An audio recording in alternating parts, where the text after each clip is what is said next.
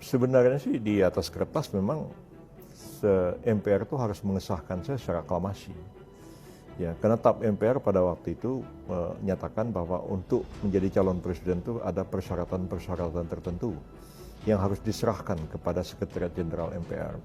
Ya, syarat-syarat itu antara lain pertama warga negara Indonesia, bertakwa pada Tuhan Yang Maha Esa, kemudian ada ijazah, kemudian surat keterangan tidak terlibat G30S yang dikeluarkan oleh paling sedikit Kodam kalau tidak salah pada waktu itu. Kemudian ada surat kelakuan baik yang ditandatangani oleh Kapolri, ada surat tidak dalam keadaan pilot dan itu ditandatangani oleh Ketua Mahkamah Agung, ada surat lulus tes kesehatan oleh tim penguji kesehatan RSCM dan lain-lain. Saya memang jauh-jauh hari sudah saya persiapkan itu. Semua persyaratan-persyaratan itu sampai saya menghadap Pak Sarwata pada waktu itu, Ketua Mahkamah Agung. Saya bilang, Pak Sarwata, saya minta tolong dibuatkan surat, saya tidak ada sengketa di pengadilan, tidak dalam keadaan pilot. Untuk apa Pak Yusril? Saya olo-oloin, saya mau maju calon presiden, dia bilang, Pak Sarwata ketawa-ketawa beliau sama saya. Tapi diteken sama Ketua Mahkamah Agung pada waktu itu. Pemilihan presiden itu akan dilakukan jam 10 pagi dan pendaftaran terakhir itu jam 8. Saya jam 6:30 sudah datang ke gedung MPR dari rumah Pak Habibie itu, menyerahkan semua berkas dan diterima oleh Sekretariat Jenderal MPR. Dan kita tunggu sampai jam 8. Tidak ada seorang pun menyerahkan persyaratan. Artinya waktu itu saya bilang kepada teman-teman, kalau gitu saya jadi presiden nih. Karena menurut TAP MPR, kalau satu-satunya calon, dia disahkan secara aklamasi. Tapi tiba-tiba waktu sidang dibuka jam 10, ya, Ketua MPR mengumumkan ada 3 calon. Itu ada screen-nya besar. Saya kaget.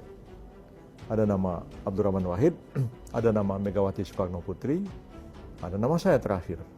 Nah, dan saya lihat di depan tuh kok agak ada ribut-ribut antara pimpinan MPR itu, antara Husni Tamrin dan Yusuf Amir Faisal. Nah, belakangan baru saya tahu, mereka protes. Kenapa jadi ada 3? Kan cuma 1 calonnya. Gitu. Jadi, karena mereka cekcok itu, sidangnya diskor sebentar.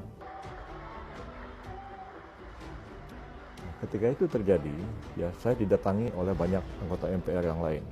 Ya. Yang masih hidup tinggal Fuad Bawazir. Ya. Yang lain sudah pada meninggal. Aisyah Amini, ya, AM Fatwa, Hartono Marjono, dan lain-lain lagi. Saya tuh sampai didorong-dorong ke tembok ya, supaya saya mengundurkan diri. Ya, terutama dari kelompok yang menamakan dirinya lupa saya kelompok tengah apalah begitu. Poros Tengah, ya. Yang saya sendiri mengatakan PBB itu bukan bagian daripada Poros Tengah. Poros Tengah itu kan Amin Rais, ya. Amin Rais itu memang dari awal ya mencalonkan Gus Dur, ya, yang sebenarnya tidak tulus. Dia mau maju jadi calon presiden, cuman Gus Dur ini dijadikan satu taktik dia untuk itu. Dan saya kira mungkin Pak Amin itu akhirnya terjebak dengan permainannya sendiri. Ya, nanti saya akan ceritakan hal itu. Jadi, nah pada waktu itu alasannya itu saya disuruh mundur karena saya masih terlalu muda. Karena saya umur sekitar 42 tahun pada waktu itu. Kedua, nggak pengalaman katanya. Saya bilang, emang Gus Dur sama Mega itu punya pengalaman apa? Saya bilangnya, saya masih punya pengalaman lebih banyak di pemerintahan daripada 2 orang itu. Saya bilangnya, kalau dari segi pendidikan, ya mungkin pendidikan saya lebih baik daripada 2 orang itu. Nah, akhirnya Hartono Marjono sama Aisyah Amini mengatakan, jangan memecah barisan kelompok Islam. Ya, so, kalau Anda maju, ini pecah dengan Gus Dur. Akhirnya saya nggak sempat lagi berpikir panjang pada waktu itu. Dan saya mengatakan, ya sudah baiklah saya mundur. Ya. Dan saya mengucapkan pidato singkat ketika saya mundur itu. Jadi saya menyatakan saya mundur dan memberikan kesempatan kepada saudara saya Abdurrahman Wahid. Lalu sebelum diadakan voting itu sama Aisyah Amini, saya dibawa tuh ketemu Gus Dur. Gus, ini Yusril. Sore saya dipanggil ke lantai 4 di Wisma Negara itu, dan Gus Dur mengatakan, Mas Yusril, sampean jadi Menteri Kehakiman aja. Ya Gus, saya bilang gitu aja. Saya tuh nggak banyak ngomong lagi. Terus saya turun.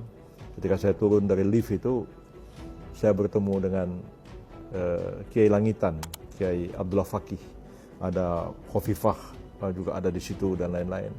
Lalu Kiai Fakih bilang, Mas Yusril terima kasih banyak sampean ikhlas mundur sampai Gus Dur terpilih jadi presiden. Saya bilang ya. Jadi masalah kursi Menteri Agama antara NU Masyumi tahun 52 selesai Pak Kiai. Sudah saya bayar sama kursi presiden. Jadi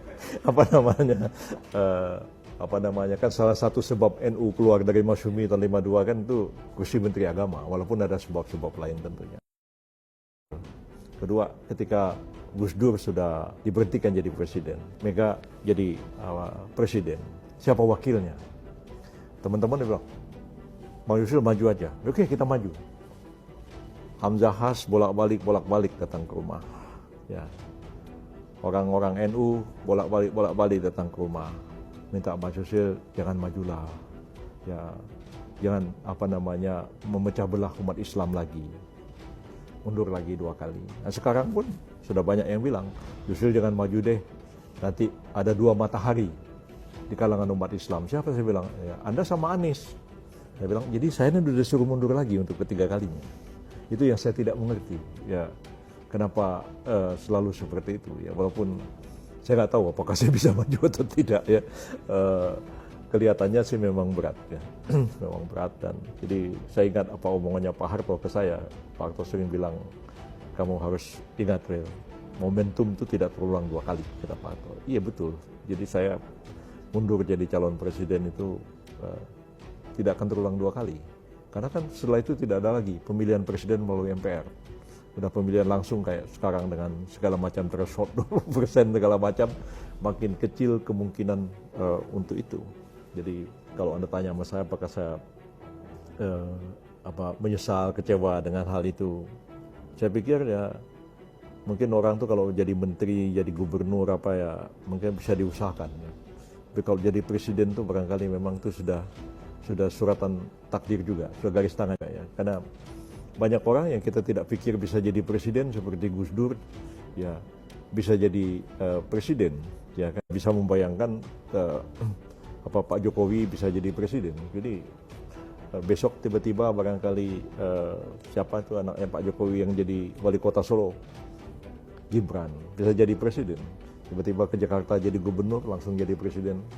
Kita nggak bisa membayangkan. Jadi saya pikir kalaupun memang tidak hidupnya sampai di sini pun ya sudahlah. Saya nggak bisa bilang apa-apa lagi.